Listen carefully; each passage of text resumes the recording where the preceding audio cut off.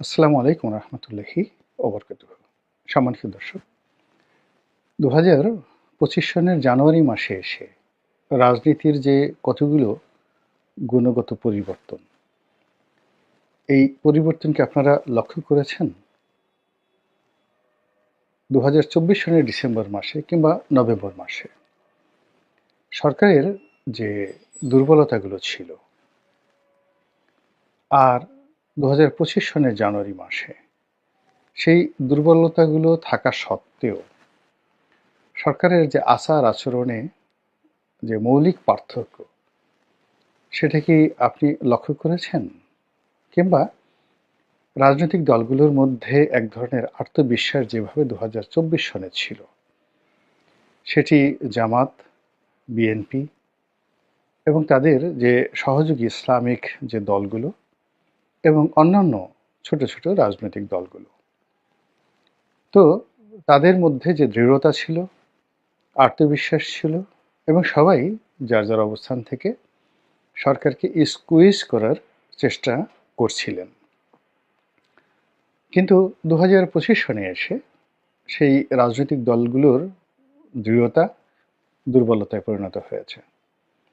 তারা হতাশ ঠিক নয়, তবে অস্থির, দৌড়দৌড়ি শুরু করেছেন।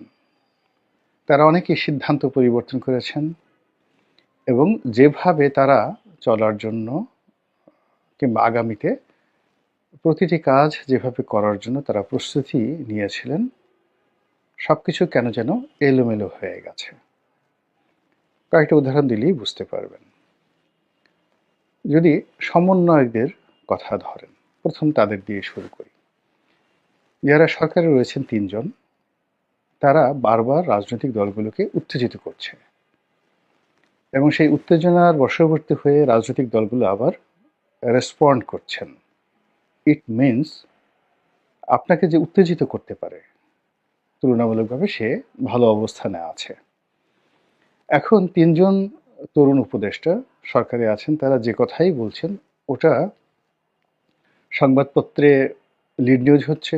যে কথাগুলো বলছেন রাজনৈতিক দলগুলো ভীষণ রকম গোস্বা করছে, আবার রেসপন্ড করছে, সাধারণ জনগণ পক্ষে বিপক্ষে আলোচনা করছে। ইট মিনস যে তারা খেলার জন্য রীতিমতো একটা প্রস্তুতি নিয়ে তারপরে ইচ্ছামতো বিন বাজাচ্ছেন।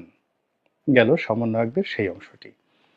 আর সমন্বয়কদের বাইরে যারা আছেন, তারা ইতিমধ্যে 2 থেকে 3টি গ্রুপে বিভক্ত হয়ে যার যার মতো করে রাজনৈতিক দল গঠন করা, জনসংযোগ করা এবং এই কাজ করার জন্য তৃণমূল পর্যায়ে পৌঁছানোর জন্য সবার অজান্তে অনেকটা জামাতি কায়দায়, দাওয়াতি কৌশলে তারা ইতিমধ্যে অনেকগুলো জেলাতে কমিটি গঠন করে ফেলেছেন। এর বাইরে এই সমন্বয়কদের বাইরে যে ছোট ছোট রাজনৈতিক দলগুলো যা আছে, সেই রাজনৈতিক দলগুলো কিংস পার্টি রূপে বা রাজার দল হিসেবে নিজেদেরকে প্রতিষ্ঠিত করার জন্য ইতিমধ্যে আত্মপ্রকাশ করে ফেলেছে। এবং ছোট দলগুলো অনেকের সঙ্গে জামাতে দীর্ঘদিনের ভালো সম্পর্ক ছিল এবং জামাত থেকে তারা সাহায্য নিতেন, সহযোগিতা নিতেন। তো মধ্যে তাদের কেউ কেউ বিএনপির কাছাকাছি যাওয়ার চেষ্টা করেছেন। আবার এখন তারা বিএনপি এবং জামাত উভয় দল বাদ দিয়ে সরকারের পক্ষে কথা বলার চেষ্টা করছেন। আবার কেউ কেউ যাদের রাজনীতির মূল হাতিয়ার ছিল ভারত বিরোধিতা, এই ডিসেম্বর পর্যন্ত। কিন্তু লক্ষ্য করবেন যে ছোট ছোট দলগুলো এখন আর সেই ভারত বিরোধিতা করছে না। তারা ভারত বন্ধু হিসেবে তারা নিজেদেরকে পরিচয় দিচ্ছে এবং তাদের কর্মকাণ্ডে সেটি যেটি বলা হয় স্পষ্ট হয়ে পড়েছে। ফলে যারা রকে গালি দিতেন, মোসাদকে গালি দিতেন, যারা ভারতের আধিপত্যবাদের বিরুদ্ধে উঁচু গলায় কথা বলতেন, তারা জানুয়ারি মাসে এসে সবাই ভারত বন্ধুতে রূপান্তরিত হয়ে গেছেন। এর বাইরে বিএনপি এবং জামাত দুটো যে রাজনৈতিক দল, সেই দুটো রাজনৈতিক দলগুলো একবার কাছে আসছে, আবার দূরে চলে যাচ্ছে। একবার শত্রুতা করছে, আবার মিত্রতা করছে। বা চেষ্টা করছে, এবং এই দুটো দলই ভারতের সাথে সংঘাতে জড়াতে চাচ্ছে না, কোনো অবস্থায় তারা চাচ্ছে না। তারা চীনের সঙ্গে বন্ধুত্ব করার চেষ্টা করে চলেছে, কিন্তু তারা বুঝতে পেরেছে যে ভারতের সঙ্গে তাদের বন্ধুত্ব খুবই জরুরি। এই বিষয়গুলো নিয়ে তারা একবার ডানে যাচ্ছে, বামে যাচ্ছে, পূর্ব দিকে যাচ্ছে, পশ্চিম দিকে যাচ্ছে, এই দুটো দলই। এবং তাদের এই গত ১ মাসের যে কথাবার্তা, সেই কথাবার্তায় আপনি দেখবেন যে বহুবার তারা বহু কথা পরিবর্তন করে ফেলেছে। এরপর তাদের যে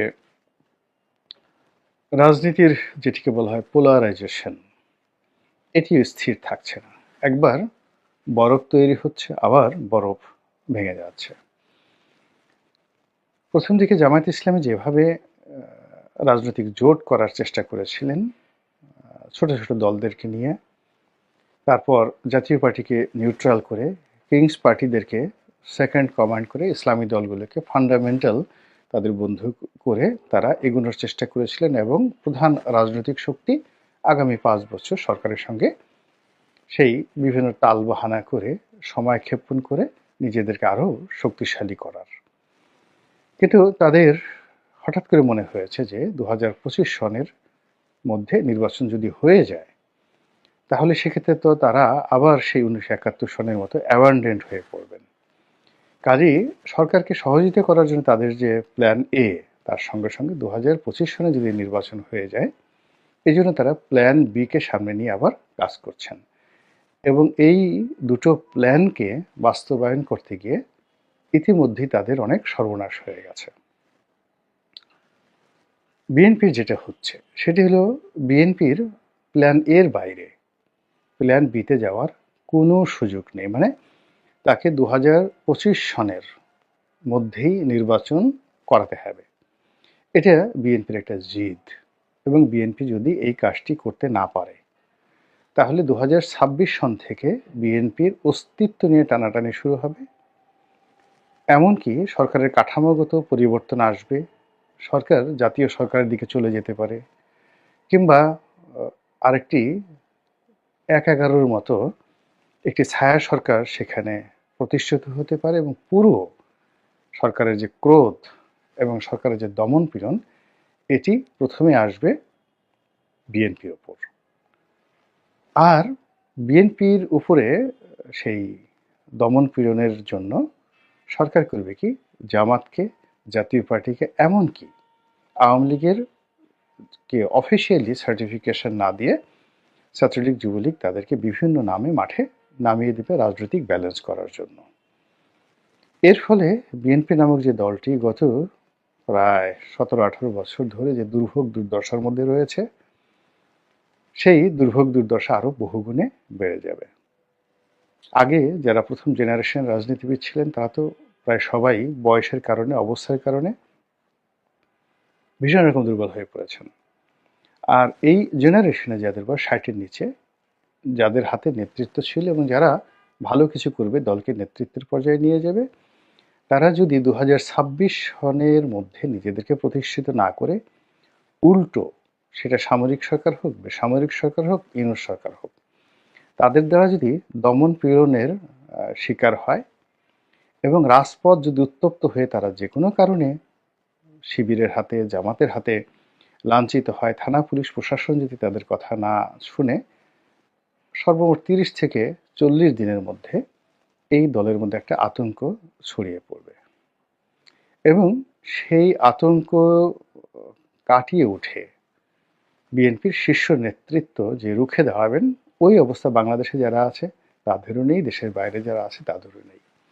তো এরকম একটা জটিল অবস্থা আমি মানে আমার ক্ষুদ্র বুদ্ধি আমি বুঝতে পেরেছি।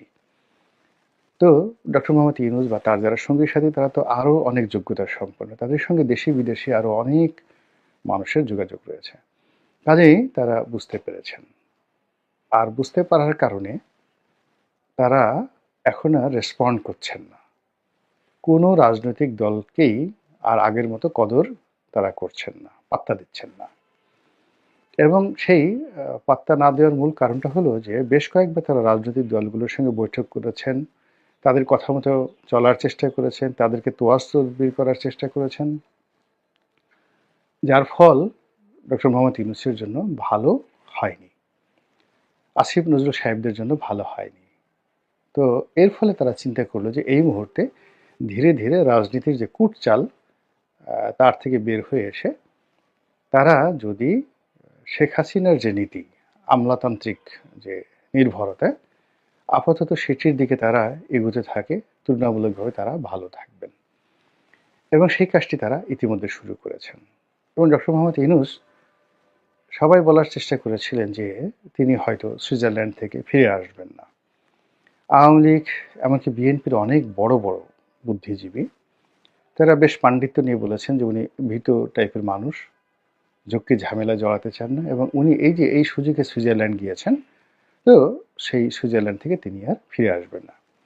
কিন্তু দেখা গেল যে তিনি সুইজারল্যান্ডে গিয়ে যে ব্যস্ততা দেখিয়েছেন এবং সবার সঙ্গে বৈঠক করেছেন, এর হাত ধরেছেন, ওর হাত ধরেছেন, মানে নিজেকে শো আপ করার জন্য তার যা যা করার দরকার তিনি সব কিছু করেছেন।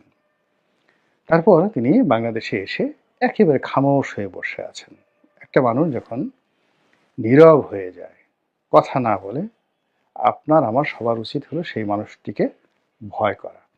যখন কথা বলে আপনি তাকে আন্দাজ করতে পারবেন, কিন্তু তারা কথা বলছেন না। ইট মিনস তারা বুঝে গেছেন যে যে কোনো মূল্যে এটা তাদেরকে টিকাতে হবে। অর্থাৎ তারা একটি রয়্যাল বেঙ্গল টাইগারের পিঠের উপরে বসেছেন এবং সেই রয়্যাল বেঙ্গলের লেজ দিয়ে তারা কান চুলকাচ্ছেন। তো কাজেই এখান থেকে যদি তারা ছিটকে পড়েন, তাদের পরিণতি অতীতের বিএনপির মতো হবে, অতীতের এরশাদের মতো হবে এবং অতীতের আওয়ামী লীগের মতো হবে, অর্থাৎ জেলে যেতে হবে। তো কাজেই এখানে আর তারা নিজেদের জীবন নিয়ে, জীবিকা নিয়ে ছিনিমিনি খেলবেন না।